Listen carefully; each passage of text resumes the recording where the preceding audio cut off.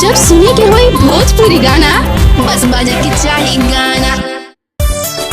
जय छठी मैया, जय छठी मैया, जय छठी मैया, जय छठी मैया।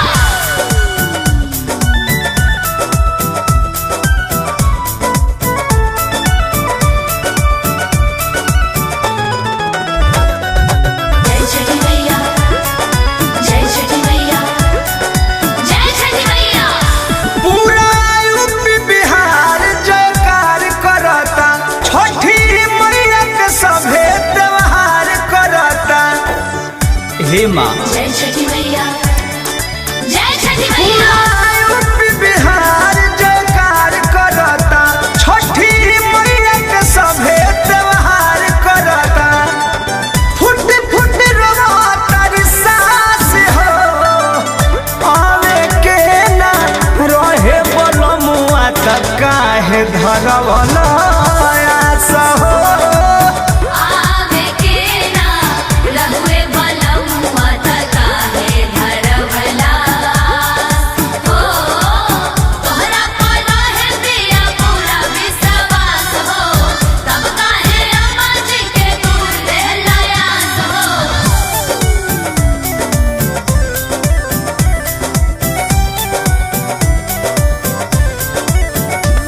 आवे के ना रहुए बलमुआ त काहे धरवला। हो केहू नहीं बाटे बाजार करवाला, इहे सोच सोच हमरा जिया घबराला। जय छठी मैया, जय छठी मैया। केहू नहीं बावे बाजार करवाला, इहे सोच सोच हमर जिया घबराला। लागल उम्मीद रहे खास हो, आवे के ना रहे बलमुआ त काहे धरवल आस हो। आवे के ना रहुए बलमुआ त काहे धरवला। हो जय छठी मैया, जय छठी मैया, जय छठी मैया, जय छठी मैया।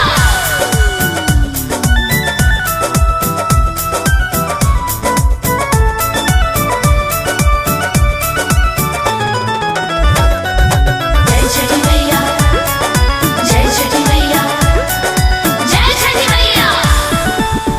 अब कन रहे त पहिले बतैती, कृष्ण बेदरती प्रमोद के बोलैती। जय छठी मैया, जय छठी मैया। अब कन रहे त पहिले बतैती, कृष्ण बेदरती से पंकज के बोलैती। तुर दिल बड़ा विश्वास हो, आवे के ना रहे बलमुआ त काहे धरवल आस हो।